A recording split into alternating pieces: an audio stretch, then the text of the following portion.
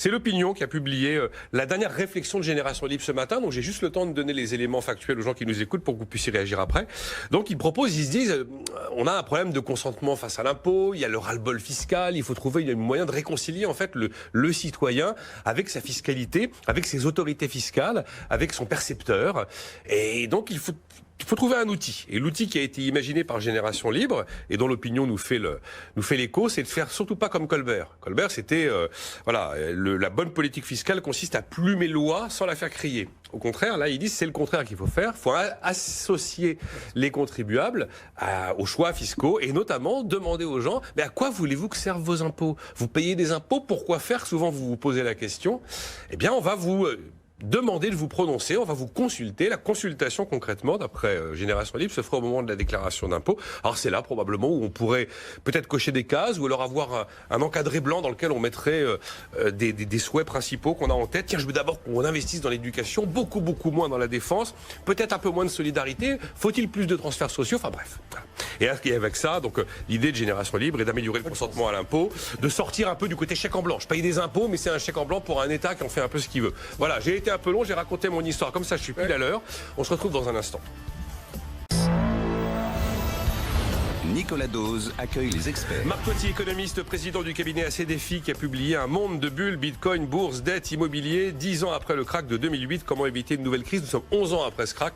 D'ailleurs, c'est l'année du rat, en fait. Vous savez que le 2008, c'était l'année du rat. Et alors? Et là, c'est aussi l'année du rat.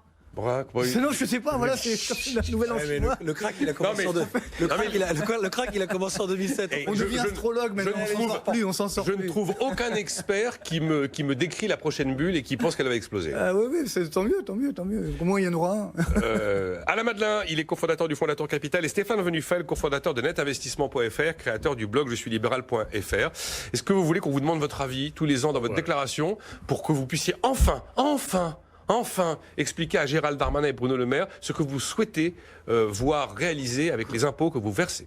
Alors, je sais que je ne les fais pas, mais ça fait 20 ans que je rencontre des particuliers, moi, justement, sur ce sujet de la fiscalité, entre autres. Donc, je peux déjà vous répondre pas mal. Je pense que j'ai un certain spectre, parce qu'en plus, on les pas mal aimerait bien pouvoir se prononcer. D'abord, ils se prononcent toujours, parce que un des 3 sujets principaux, c'est le foot, les voitures et les impôts. Il faut être honnête. Donc, les Français ont tous un avis. Vous savez, il y a 60 millions de partis politiques et d'avis en France sur la façon de gérer ce pays. Alors, maintenant, je vais vous répondre sur votre question précise, parce que... Non, mais vous voyez bien. Elle m'a fait sourire. D'abord, première chose, je fais juste une remarque sur Colbert. L'idée de Colbert, elle n'était pas idiote. C'est juste qu'à l'époque, ils avaient qu'une seule oie et ils piochaient pas sur la bonne oie. C'est-à-dire que toutes les oies n'étaient pas plumées à l'époque. Ça change tout, déjà, sur la théorie de Colbert. Ils allaient piocher sur ceux qui en prenaient déjà plein les dents.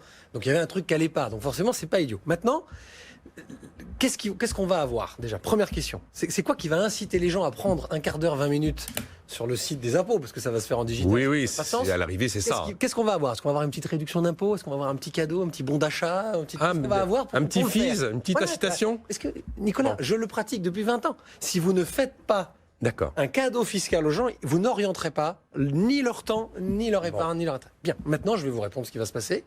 Les gens vont répondre, évidemment, et vous allez avoir des catégorisations extrêmement écrites d'avance. Voilà, vous avez des grands sujets, comme par exemple le développement durable, l'écologie, les nouvelles technologies, les énergies renouvelables. Ça va être les 18-25.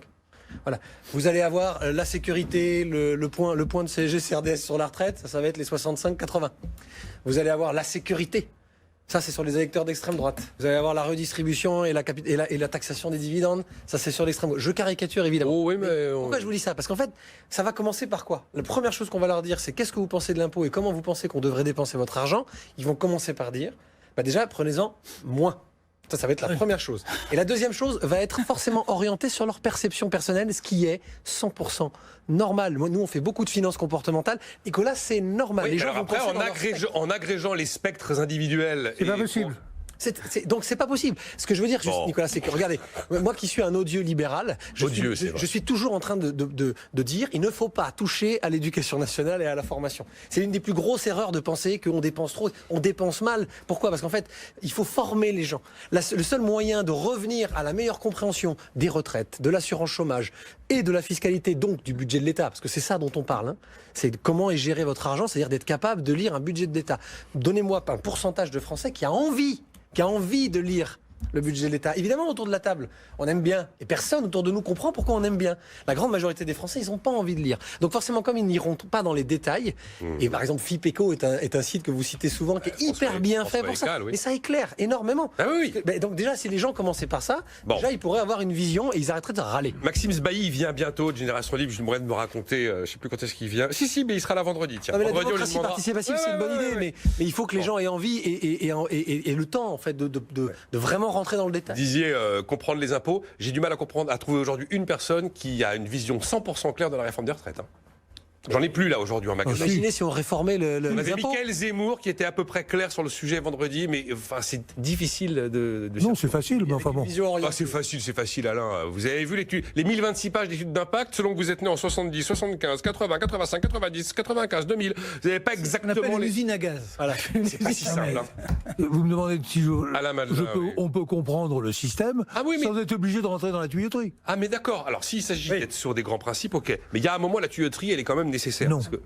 Pour revenir juste sur les impôts, quand même, si je peux permettre rapidement, parce qu'effectivement, vous êtes sur la même idée, Marc Toiti, que de toute façon. Oui, de toute façon. Mais surtout, le problème, c'est qu'il y a deux choses. Déjà, nous sommes numéro 1 mondiaux des impôts, 45% de notre PIB. Il n'y a pas un pays avant, il y avait les pays scandinaves. Que nous, maintenant, il n'y a personne. On est déjà numéro 1. Donc, c'est clair qu'il ne faut pas encore augmenter les impôts. Moi, je pense qu'il faut vraiment arrêter de nous ponctionner de cette façon-là. Et puis, en plus, il ne faut pas oublier une chose importante. Quand on raisonne bien, à quoi ça sert les impôts surtout? C'est pour réduire les inégalités. Or, on oublie un chiffre très important, c'est qu'en France, aujourd'hui, on a un taux de pauvreté de 14%, ce qui est énorme, ce qui est beaucoup trop, bien entendu. Si on n'avait pas les impôts et la redistribution, au niveau de l'OCDE. D'accord, mais si on n'avait pas les impôts et la redistribution, on serait à 22%. Évidemment. Donc, c'est-à-dire que déjà, les impôts, ils ont quand même un rôle qui est déjà là. On l'a expliqué mille fois. Et il faut le rappeler régulièrement. Ici, je crois que tout le monde le sait. L'effet redistributif des transferts sociaux qui réduisent les inégalités. Nous avons aujourd'hui 32% du PIB de dépenses sociales. Donc, c'est-à-dire, l'impôt, il fait déjà beaucoup. Le problème, justement, c'est qu'il ne faut pas penser à comment on va utiliser, il faut penser comment on va pouvoir le réduire, donc en utilisant mieux l'impôt. C'est ça, effectivement, Alain, le vrai enjeu. Sur cette idée-là Première observation, vous avez toute une école de pensée économique, celle des choix collectifs, qui vous apprendra que depuis le paradoxe de Condorcet, on ne peut pas répondre à la question que vous avez posée. Deuxièmement, comment voulez-vous dépenser vos impôts? Père Ubu, à quelle sauce voulez-vous être mangé? Mais je ne veux pas être mangé. Voilà. Là n'est pas la question. La réponse pour moi, elle est simple. C'est rendez-moi l'argent. Rendez l'argent. À ce que je puisse faire un choix individuel. S'agissant de ma retraite, pour prendre cet exemple, rendez-moi l'argent de façon à ce que je puisse choisir mon système de retraite. Si c'est pas tout de suite, je le ferai plus tard. Rendez-moi l'argent de façon à ce dans un secteur, vous avez mis de la concurrence, à ce que je puisse choisir mon prestataire de service. Y compris pour la santé? Y compris pour la santé, oui. Alors là, quand vous avez un débat là-dessus, on vous dit que dans un État autant socialisé que le nôtre, une partie de la population n'est pas à même, c'est pas vrai, si on lui rend l'argent, d'avoir une idée précise de la façon dont elle va devoir le mettre de côté et l'utiliser pour sa propre santé, pour sa propre retraite. Et donc il faut deux observations, Nicolas, sur ce point. Premièrement, vous pouvez avoir l'assurance obligatoire. Ça ne signifie pas que vous avez la liberté de faire ce que vous voulez. Comme pour la voiture. L'assurance obligatoire, et j'ai ensuite une concurrence entre les prestataires de services.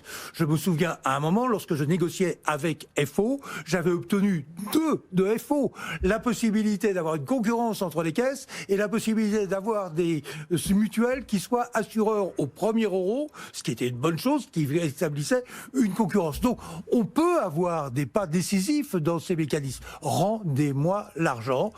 Autant que c'est possible, et je choisirai moi-même, sans que vous ayez besoin de me dire un sondage improbable pour essayer, dont vous ne pourrez pas jamais faire la synthèse. Il y a un point essentiel, c'est qu'effectivement, on a tout l'enjeu de la pédagogie économique, de la culture économique. C'est-à-dire que, comme vous l'avez bien dit Nicolas, il y a beaucoup malheureusement qui ne sauront pas C'est ça le vrai Oui, enfin, enjeu. si on vous oblige, comme pour la bagnole, à vous assurer sur la santé, voilà. vous assurer contre le Il y a chômage. des gens qui s'assurent pas, hein, Ouais, Nicolas, qui mais roulent. Non, vous avez l'obligation d'assurance. Il y a une Le jour où il y a obligation un minimum. accident, mais bon. Il faut une obligation Le minimum. jour où il y a un accident, qu'est-ce qui se passe? Il y a un fonds d'indemnisation. Bah oui, mais Je dis moi partiellement, et alors là aussi c'est encore l'odieux texan que je suis qui dit ça. Mais là, le débat est devenu libéral et Non, c'est mais, fantastique. non, Nicolas. Non, Nicolas. mais non. Libéral, ça veut dire sale dans l'esprit des Français. Mais je sais que ça veut dire sale, c'est pour Je ça vais que prendre je dis juste comme ça. je vais juste prendre une minute. Moi, je prends mon cas personnel. Aujourd'hui, je suis de toute façon travailleur non salarié en tant que chef d'entreprise. Donc, objectivement, il y a une grande partie de ma retraite, il faut pas se mentir, je la fais déjà moi-même avec des dispositifs, et Alain est bien placé pour le savoir,